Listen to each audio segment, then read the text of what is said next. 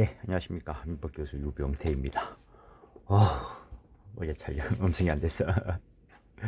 우리 오늘 다른 쪽에 동상 촬영 간절히 하러 가야 되는데 다음 주로 미루고 오늘 휴가 나온 아들하고 시간을 좀 보내려 했더만 이제는 아들이 아빠하고 안 놀아줍니다.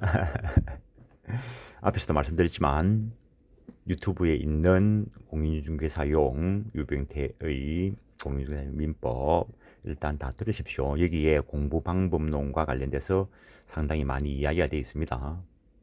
법무사 준비하는데 뭐 공인중개사용을 왜 듣느냐고요. 들어보시라고. 그 강의를 듣고 법무사 합격한 사람도 많이 있습니다. 민법에 공인중개사용, 법무사용, 뭐 사법시험용, 뭐 변호사용 따로 있는 게 어디 있어. 따로 있다고 가리키는 그놈들이 미친놈들이지. 그 다음에 법무사 공부를 하고, 뭐, 지금, 이제 5월달 접어들었는데, 5월, 6월, 7월, 8월, 뭐, 올해 시험은 뭐, 한 4개월 1차 남은 것 같은데, 지금 공부 시작해도 합격하는 게 맞다고 봅니다. 어떤 놈은 10년 해도 못한다고, 공부 잘못했겠지. 그래서 내가 여러 곳에서 말씀드리는데, 10년 씨앗 빠지고 공부하고 떨어지는 것보다 한 번이라도 심각하게 공부 방법 등을 생각하고 작전을 세우고 난 뒤에 공부를 하십시오. 아주 중요합니다. 뭐 열심히 가기만 하면은 목적지에 도달한다 라고 생각하면 오산이죠. 사막에 가가지고 그 자기는 똑바로 간다고 생각하고 있는데 그 안에서 뭐 맴돌다가 그 안에서 뭐 말라 죽는 거지 뭐.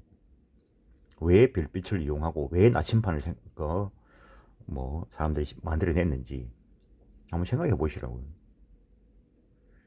정확한 길을 모르고 헤매다가 뭐 지구상에 뭐 그래 살다가 그래 가는 사람들이 훨씬 많겠죠. 뭐 나 역시도 마찬가지일지도 모르고. 어쨌든 그 올해 시험 1차만 목표로 할 때 지금부터 해도 합격하는 게 정상이라고 봅니다. 물론 뭐 지금 뭐 민법이 완전히 돼 있는 사람이면은 뭐 당연히 합격할 거고, 야, 민법조차도 지금 처음 하시는 분들이라면 민법을 어떻게 극복해낼 것인가. 일단 뭐 시험이야.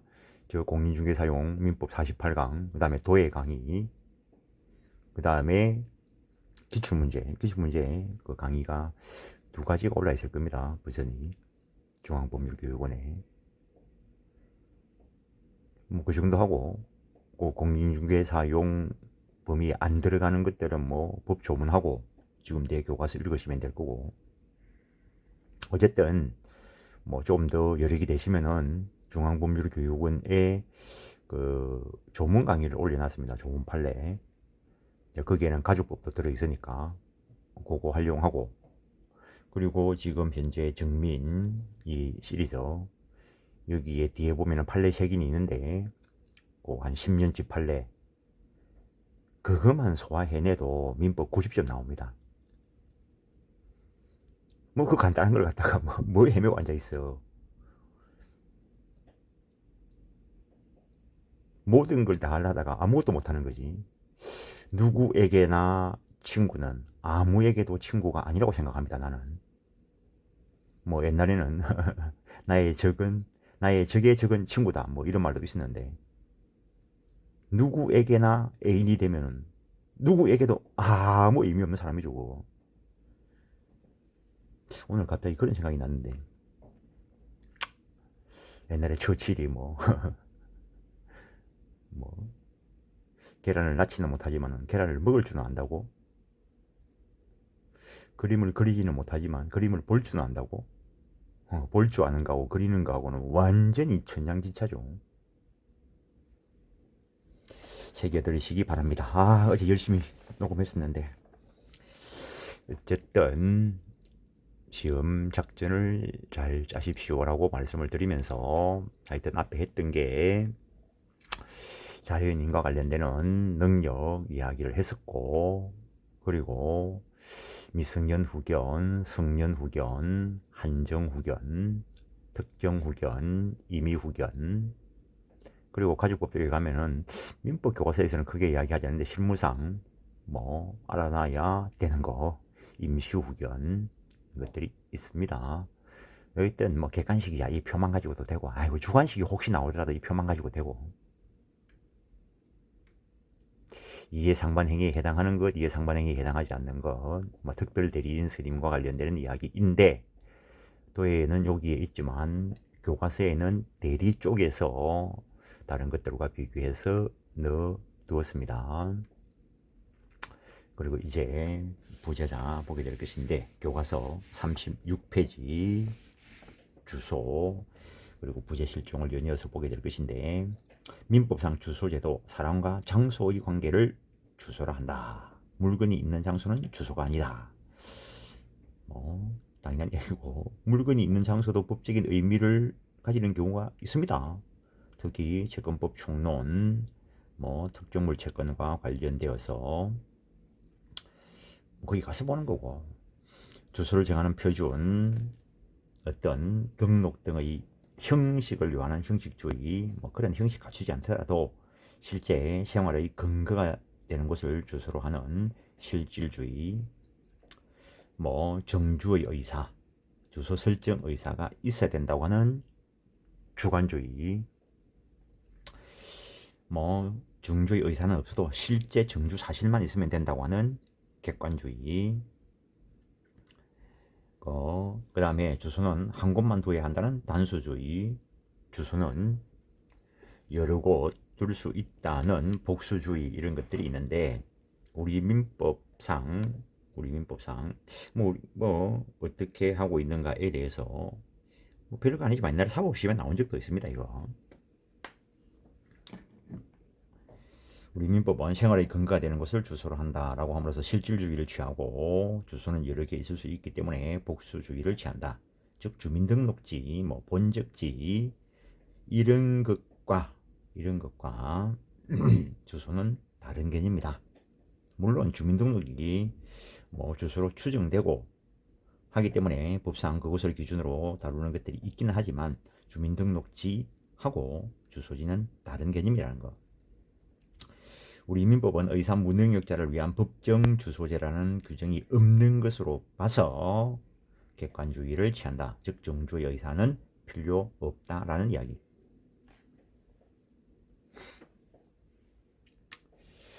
정주의 의사가 있어야 된다고 한다면 속칭 식물인간 그 사람도 자기 머릿속에 정주의 의사가 있을 수는 있겠죠. 소통이 안 되겠지만 그런 또 철학적인 거 생각하지 마시고 주소의 법률적 효과 간단하게 표를 그려놨는데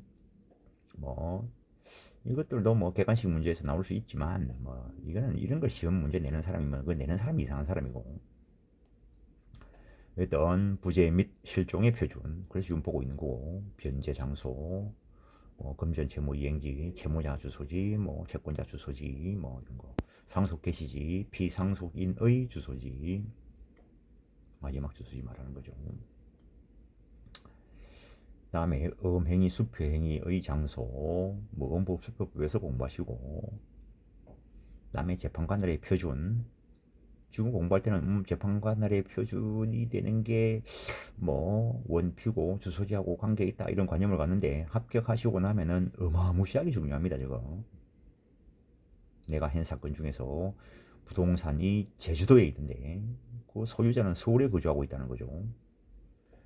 그 부동산과 관련된 소송 부동산 소재지 관할 법원이 소재지 법원이 관할을 갔는데 그러면은 소유자인 원고가 서울에 살고 있는데 소송을 제주도 지방법원에 제기하고 소송 있을 때마다 자기가 왔다 갔다 해야 되고 물론 자기가 갔다 갔다 하기 싫으면 변호사를 두는 수밖에 없죠. 어떻게 하면은 관할을 서울로 만들 것인가? 관할을 서울로 만들어가지고 소송회가 성소한 것도 있고 많습니다. 강원도에 있는 부동산 소유주 공유자 중에 한 사람 공유자들이 강원도 그 지역에 살고 있는 분들도 있는데 공유자 중에 한 사람이 인천에 살고 계셔가지고 소송을 인천지방법원에 딱 해가지고 뭐 관할 사유를 만든다는 겁니다. 강원도에 있는 사람이 인천지방법원 한번 딱 오고 나면은 뭐 그냥 정신없죠. 뭐 가장 그 했던 게 그 강원도에 주민등록을 가지고 있는 채권자가 있고 채무자도 강원도에 주소지를 두고 있는데 이분이 뭐 내가 어떻게 이야기하다가 상담을 하면은 뭐 이것저것 물어보는 게 상당히 중요하고 그 사람 말하는 걸 들어보고 법리를 파악해내는데 그 뭐 강원도에서만 생활하십니까? 라니까 자기 애들이 저 김해 쪽에서 학교를 다니고 있답니다. 그 남편분도 김해 쪽에서 직장을 가지고 계시고 그러니까 일주일에 대부분은 강원도에서 생활하시지만 그래도 일주일에 뭐 하루 이틀 뭐 한 달에 한 번이라도 김해에 간다는 거죠. 그래서 그 금년 그 이행 청구를 그 창원지방법원에 제기했죠. 자기 어차피 뭐 한 번씩 가야 되는데 뭐 소송 좀 해가지고 뭐 한 번 더 가면 되는 거고 결국에 2달에 한 번 갈 건데 그래서 뭐 2달에 한 번쯤 법원에 출석할 수 있으면은 뭐 구태여 변호사 이용할 필요 없습니다. 뭐 법무사 이용해가지고 본인이 가면 되니까 본인이 못 갈 처지가 되면은 이제 변호사를 선임해야 되겠죠. 뭐 외국에 캐나다에 계신 분이 원고이고 그 이분도 피고가 강원도에 있는 사람이었는데 그래서 뭐 2달에 한 번 한국에 오시면 됩니다 해가지고 뭐 한국 자기 친구 주소지 그쪽에 소를 제기해가지고 특별하게 뭐 관할 항변 안 들어오면 그대로 소송이 계속되니까 소송해가지고 승소한 경우도 있습니다. 뭐 금액이 뭐 그게 높지 않으면은 뭐 외국에 계신 분도 한국에 계신 뭐 친인척 분을 뭐 소송 대리인 뭐 선임해가지고 소송 대리 허가 받아가지고 그 사람에게 출석하면 됩니다. 뭐 변론주의라 하지만 그 민사법정 변론을 TV에 사듯이 하면은 대한민국 소송 아무것도 못합니다. 그거 TV가 속이고 있지. 그 서류로 다 하죠. 준비서면 답변서를 가지고 거기까지만 해야지. 깊으시면 또 시간이 없고 또 뭐 시간이 남아더라도 돈이 엄청 많은 사람들은 뭐 변호사들한테 가면 되고 여기까지만 해야지. 입이 간질간질 하는데 그 다음은 민사소송법상 부가기관의 표준 기화 및 국적회복의 요건 뭐 헌법 공부하시면서 뭐 잠깐 확인하실 거고 뭐 거기서는 재판관할 표준 이게 주수를 가지고 결정할 수밖에 없을 것인데 물론 뭐 특별한 경우 조금 전에 말씀드렸다시피 부동산과 관련되는 소송은 부동산 소재지 법원의 원칙적인 관할권이 있습니다. 그러면은 제주도에 있는 부동산에 대해서 서울 있는 소유자가 서울 어느 법원에 소송을 제기하려고 하면은 관할이 될 수 있는 어떤 다른 사정이 있어야 됩니다. 안 가르쳐 주지.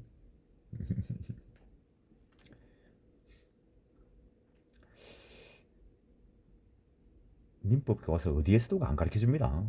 나중에 합격하시고 고민하시다가 안 되면은 뭐 문자를 한번 주시고 물론 내 수업을 들었다는 게 증명돼야 답변합니다. 안 하면 안 합니다. 그소, 현재지, 가주소, 그소, 사람이 다소의 기간을 계속하여 거주하는 장소, 뭐 서울에 실제 가족들과 주소가 있으면서 뭐 지방에서 거주하는 사람들도 있죠. 뭐 공사 때문에 그럴 수도 있고, 그 그 장소와의 밀접도가 주소에 이르지 못한 정도를 거소로 하고 그것보다 덜 밀접한 곳, 뭐, 뭐 한번 뭐 여행을 가든가 뭐 잠깐 출장을 가는 그 현재지, 그것들도 주소 역할을 할 수 있습니다. 가주소, 당사자가 어떤 거래에 관하여 일정한 장소를 선정하여 그쪽을 주소로 한다라고 정할 수 있는데, 그 거래 관계와 관련돼서 정해놓은 그 주소, 가짜 주소, 그걸 주소로 본다는 거. 근데 한국 사람이 미국에 여행 가가지고 미국에서 금전 소비대차 계약을 체결하면은 그쪽 법이 적용될 수 있겠죠. 근데 당사자 간에 계약을 하면서 야, 이 거래는 한국 서울 어디에서 한 것으로 본다, 그렇게 정하면은 한국 법이 적용될 수 있다는 거죠. 어떤 특정 행위와 관련돼서 그 가짜로 주소를 하나 정해놓는 거, 실제 그 재판 관계에서 아주 중요한 역할을 할 수 있다는 거죠. 부재와 실종 37페이지입니다. 부재자 제도. 부재자란 종래 주소나 거소를 떠나 당분간 돌아올 가망이 없어 종래 주소나 거소에 있는 그의 재산이 관리되지 못하고 방치되고 있는 상태에 있는 자를 말한다. 종래 자기 주소나 거소를 떠나가지고 뭐 오랫동안 떠나 있어도 관리를 하고 있으면은, 요새는 뭐 핸드폰 뭐 이런 거 다 하죠. 그러면은 그 사람은 부재자가 아닌 거죠. 부재자는 반드시 생사불명이어야 하는 것은 아니다. 해외 취업 등 생존이 확실한 자도 부재자가 될 수 있다. 살아있는 사람이긴 해야 돼. 살아있는 자연인. 그래서 사망한 자나 법인은 부재자가 될 수 없다. 시험은 저런 걸 내야 돼. 법리를 알고 있나, 뭐 법 조문 몇 개 외웠나, 판례 몇 개 기억하고 있나, 그게 시험이 아니고 저변에 깔리는 법 원리를 내야 되는데 그걸 출제할 수 있는 사람이 없는 것 같아. 요래 이야기 해놔야 신경을 쓰겠지. 조문 몇 개 외우고 뭐 판례 몇 개 외우는 건 뭐 컴퓨터가 더 잘하는데 뭘 외우고 앉아 있어. 어떻게 하면 원리를 가지고 그걸 해결해낼 것인가를 하는 걸 시험을 쳐야 되는데, 그걸 할 수 있는 방법이 없으니까 자선책으로 그래 하겠지. 부재자 재산 관리, 부재자 자신이 관리를 둔 경우, 관리를 뒀으면은 그 사람이 관리하면 되지. 법원이 간섭할 필요 없지. 부재자 자신이 그 관리를 뒀으면 그 사람은 당연히 임의 대리인의 성질을 가지게 될 것이고, 그 위임 계약에서 합의한 내용에 따르고, 합의가 없으면 위임 규정에 따라서 처리하면 된다.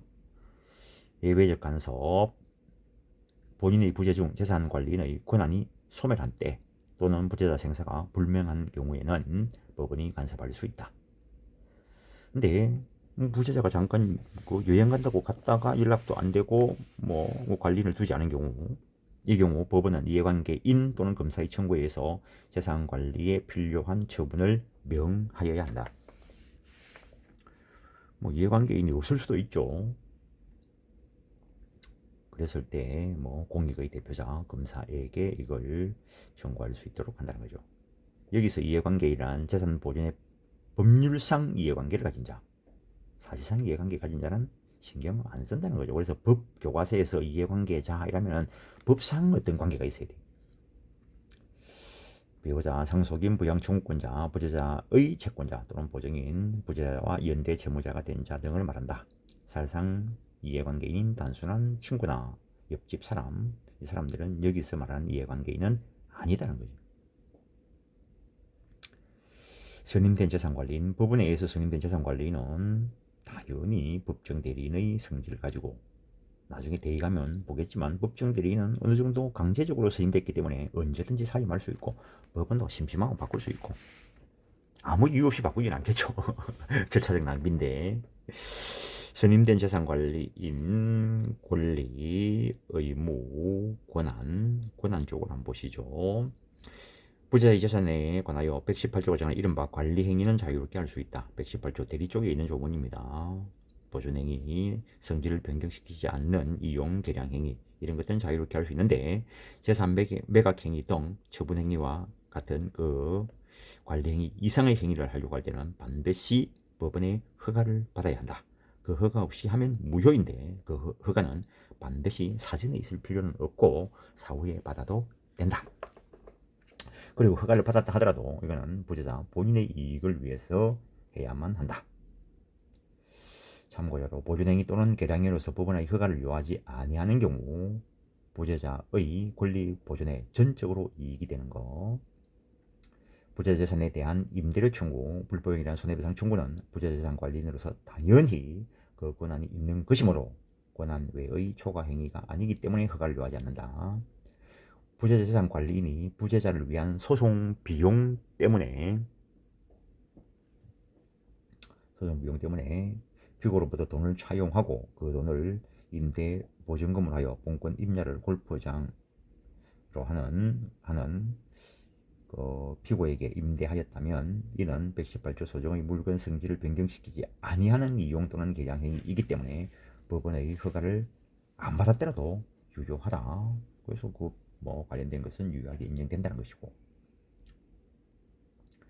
부재재산 관리인이 매각을 허가받은 재산을 매도담보 또는 대물변제로 공하거나 매각, 소유권 이전 등기하는까지 허가받았는데 그 내부적인 이건 소유권은 법률의 범위 내에서 사용 수익 처분할 수 있다는 거예요.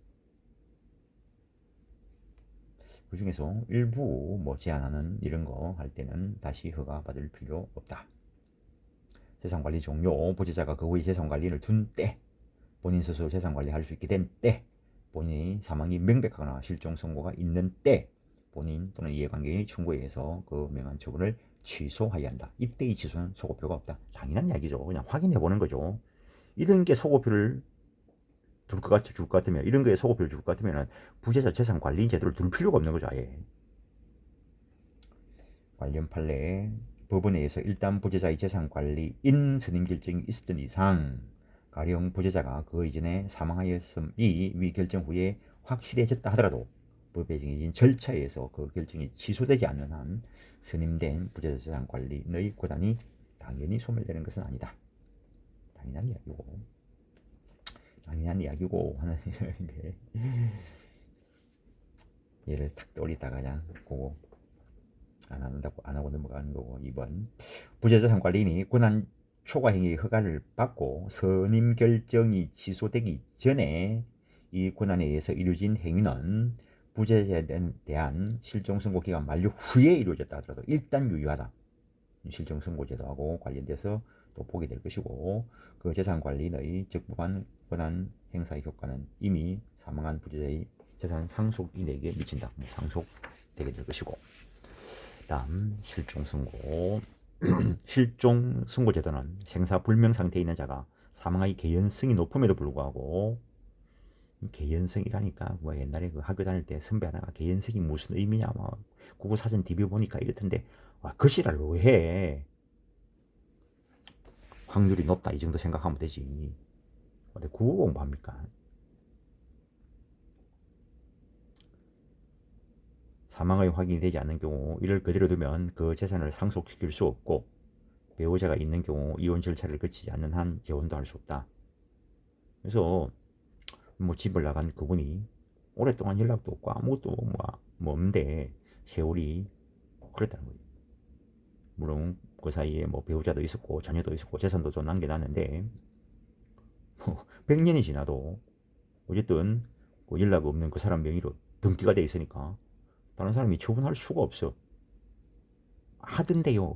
위조했겠지. 항상 이야기하는 거는 법대로 되는 경우만 놓고 이야기합니다. 다른 말 없으면은. 그 아줌마도 다른 남자하고 살던데 불륜이겠지. 이를 해결하기 위해서 실종 선고에서 사망과 같은 효과를 발생시키고 기존 주소지를 중심으로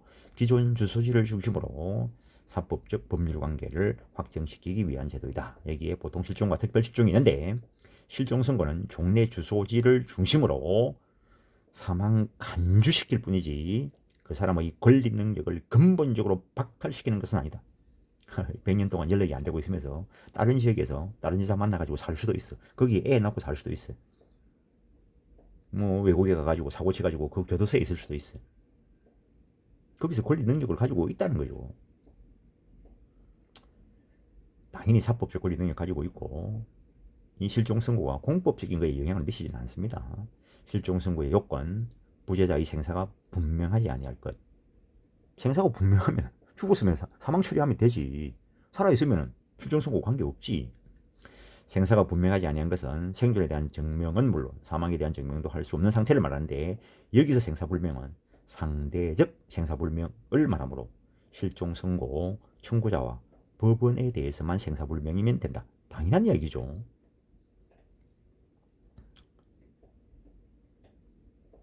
다른 쪽에서 뭐 가정을 이루고 살아갈 수도 있습니다.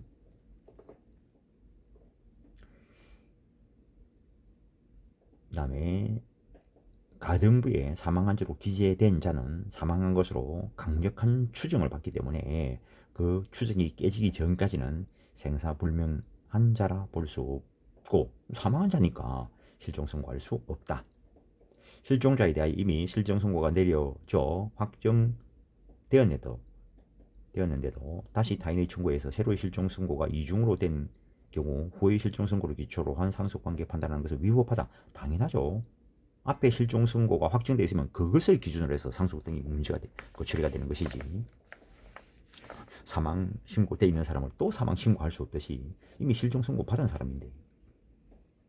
실종 기간 및 기산점, 보통 실종 기간은 5년이고 특별 실종 기간은 1년. 보통 실종의 기산점은 부재자의 생존이 확인된 최후의 시기, 즉 최후 소식이 있는 그때부터 기산. 특별 실종의 기산에 대해서는 그 위난이 종료한 때, 전쟁이면 전쟁이 종지한 때, 뭐 조약을 맺어야 될 그런 건 아닙니다. 사실상 전쟁이 종지한 때, 선박이 침몰한 때, 항공기가 추락한 때, 위난이 종료한 때, 이해관계나 검사의 청구가 있어야 한다라는 것.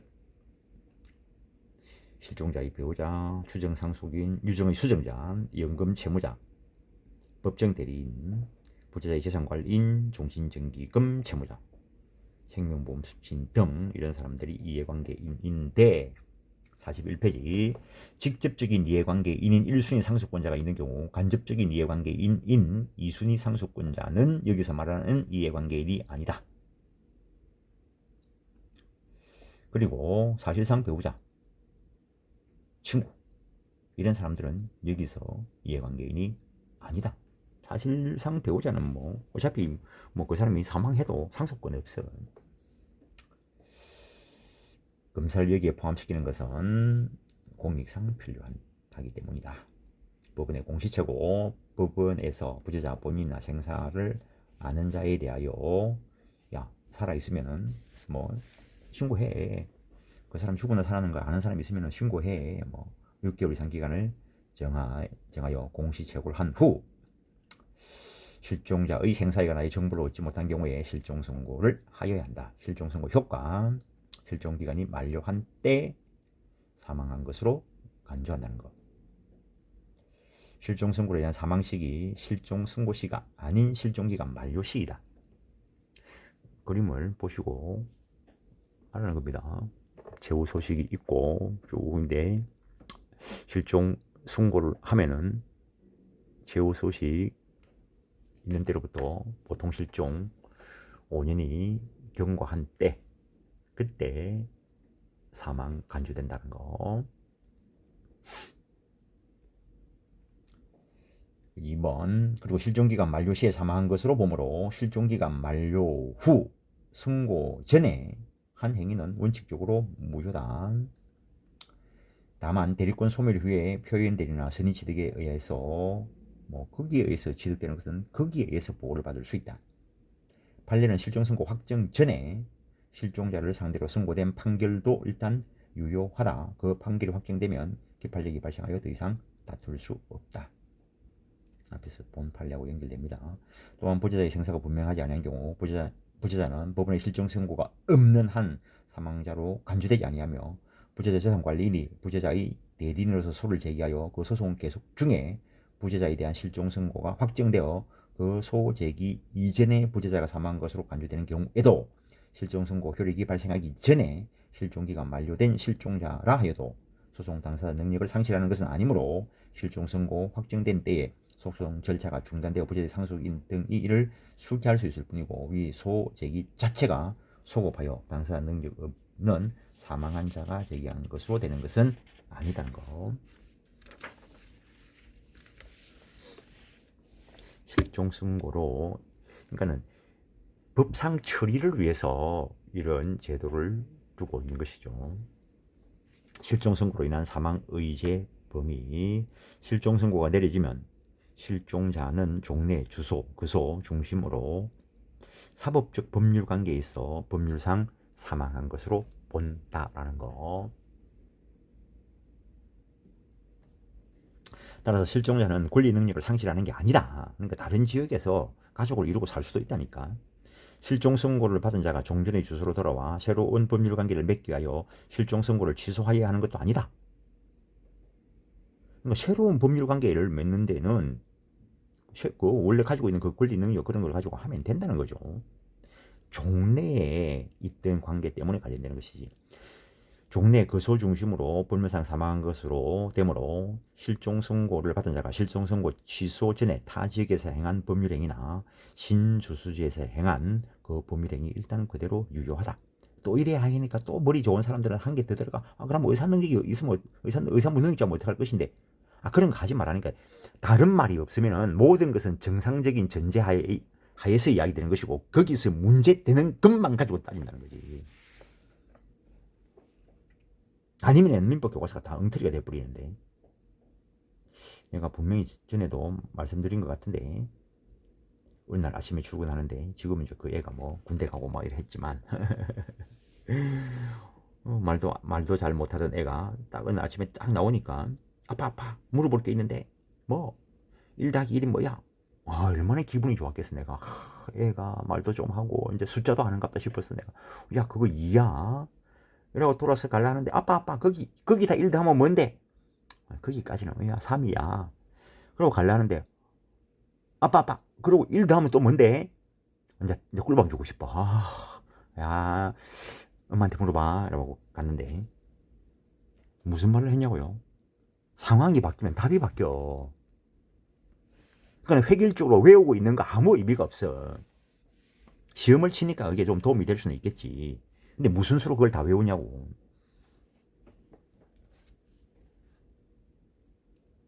일 차를 운 좋게 외워가지고 학교 가면 2차 가서 뭐 다 나가 떨어지는 거지 뭐. 또 이래 이야기하니까 친구 한 놈 외우고 학교겠다니. 그런 운은 막을 방법이 없어. 고등학교 때 지장, 체장, 지장, 득장 이런 이야기 했는데 뭐 옛날 역사적으로 보면은 체장은 전쟁에 나가면 한 번쯤은 이기고 지장은 10번쯤은 이기고 득장은 100번을 이기는데 이런 것보다 더 뛰어난 게 복장이라고. 복 많은 새끼한테는 이길 수가 없다고.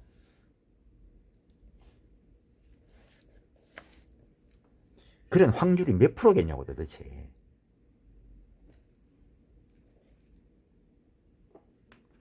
외워가지고 답안지 쓴 걸 고득점 주는 그 채점하는 그 새끼도 미친놈이고. 근데 다른 방법이 대안이 없으니까 점수를 매기는데. 서점에 가가지고 뭐 교과서 뭐 어떤 책에 답을 간단하게 써놓은 거 보고 이제 처음 공부하시는 분이 아예 정판 처음 보는데 뭐 민법 이거 보면 됩니까? 이러면서 가면 뭐 그거 보시면 되죠. 뭐 답을 이렇게만 쓰면 됩니까? 그거만 쓰면 되죠. 근데 그걸 외워서 쓸 수 있겠습니까? 하니까 외우면 되죠. 그 다음부터 말을 안 했어요. 한 개 보니까 외우면 되죠 쉽죠. 아니 그 문제가 몇 개 들어있는데. 그런 또래이들하고는 이야기 안 합니다. 저 새끼가 내보고 하는 소린가? 안 그러면 되지 그러면. 실종 선고 취소 효과. 이러한 선고 취소 효력은 역시 대체적 효력을 가진다. 실종 선고 취소 효과. 어디 하다가 또 정신이 살짝 나고 있어. 2번 동그라미 2번. 그리고 재산이나 신분상의 사법적 법률 관계에서만 사망한 것으로 되는 것이지 공법적 법률 관계에는 적용되지 않는다. 당연한 이야기죠. 공법적 법률 관계에도 적용된다 이러면 조장하는 거지. 야 나를 실종 선고시켜줘. 실종 선고 받는 거지. 그럼 공법적 관계에서도 죽은 놈이라면 그 놈이 살인을 저지르도 처벌할 방법이 없어. 죽은 놈을 어떻게 처리해? 처벌해. 종래 주소지의 사법적 재산관계, 사법적 가족관계에 대해서만 사망한 것을 처리한다는 거. 본다. 사망한 것으로 간주된다. 따라서 실종 선고 받은 자가 주변에 어슬렁어슬렁 돌아다니고 살아있는 게 확실하더라도 그것만 가지고 그 실종 선고의 효과가 번복되지 않는다는 거. 번복시키려고 하면 실종 선고 취소 판결 받아라는 거지. 실종 선고 취소 요건 실종자의 생존한 사실 또는 선고에 의해서 사망한 것으로 보게 되는 시기와 다른 시기에 사망한 사실이 밝혀진 때 법원은 이제 살아왔으면 그 본인, 뭐 안 살아왔더라도 이해관계인 또는 검사의 청구에 의해서 실종 선고를 취소해야 한다. 역시 취소 효력, 대세적 효력이라는데 원칙 처음부터 실종 선고가 없었던 것과 마찬가지 효과적이다. 당연하겠죠. 이게 소고표가 안 주어지면 이 사람은 살았다, 죽었다, 다시 살았어. 소고표 가지고 죽은 적이 없던 것으로 만들어야지. 근데 소고를 어디까지 시킬 것인가? 도의를 한번 보면은 실종 선고 취소했을 때 사망하지 않은 것들로 처리하는데 어디까지 소급시켜야 되는가? 실종기간 만료 시까지 소급해야 된다는 설, 실종 선고 시까지 소급시키면 된다는 설 이래 있는데 나는 법리상 실종 선고 시까지만 소급하면 된다고 봅니다. 왜냐하면은 기간 만료부터 실종 선고 시까지 저 실종 선고 받은 그 사람을 상대로 한 법률 관계의 변동은 있을 수 없습니다. 왜? 살아있는 사람이니까. 그러니까 소송 절차에서도 거기에서 일어난 일 영향을 미치지 않는다라고 했었고, 실종 선고, 그러니까 실종기간 만료 후 실종 선고 전에 앞에서 잠깐 이야기했죠. 그 배우자가 딴 놈하고 살면 그 불륜이지 재혼이 아니죠. 그거는. 예외. 그러나 위 원칙을 관철하면은 선고를 신뢰하여 행동한 배우자, 상속인 기타 이해관계인이 예측하지 못한 불이익을 받을 수 있다. 그래서 민법은 원상회복에 관하여 다음 두 가지 예외를 두고 있다. 이쪽 부분 이야기합니다. 실종 선고가 취소되더라도 선고 후 취소 전 선의로한 행위, 선고 후 취소 전 선의로한 행위, 양 당사자가 선의라야 한다라고 기억하시고, 납은 실종 선고를 직접 원인으로 재산을 취득한 자가 선의인 경우에 그 받은 이익의 현존하는 한도 내에서 반환할 의무가 있고, 악의인 경우에는 그 받은 이익에 이자를 붙여서 반환하고 손해가 있으면 이를 배상해야 한다. 한번 실종 선고가 취소되더라도 실종 선고를 원인으로 하지 않은 다른 권리취득 요건이 있으면은 그거에 따른 효과가 주어지기 때문에 거기에는 영향을 미치지 못한다. 당연한 이야기입니다.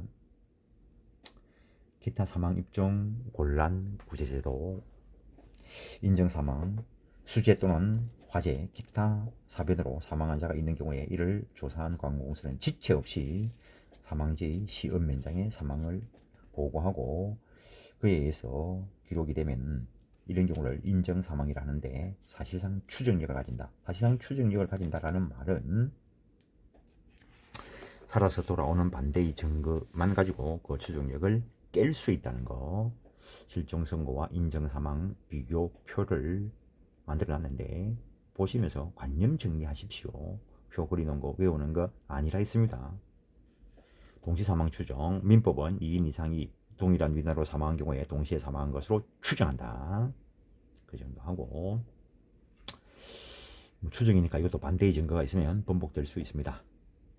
가족보호 관련해서 한 개 더 기억해 놓으시면 동시 사망의 경우에도 대습 상속 인정된다. 기억해 놓으시고, 부재 선고제도, 이거는 6.25와 관련된 이야기이고 오늘날 사문화되었다라고 이야기합니다. 일단 그 정도 이번 시간은 하겠습니다. 예, 수고하셨습니다.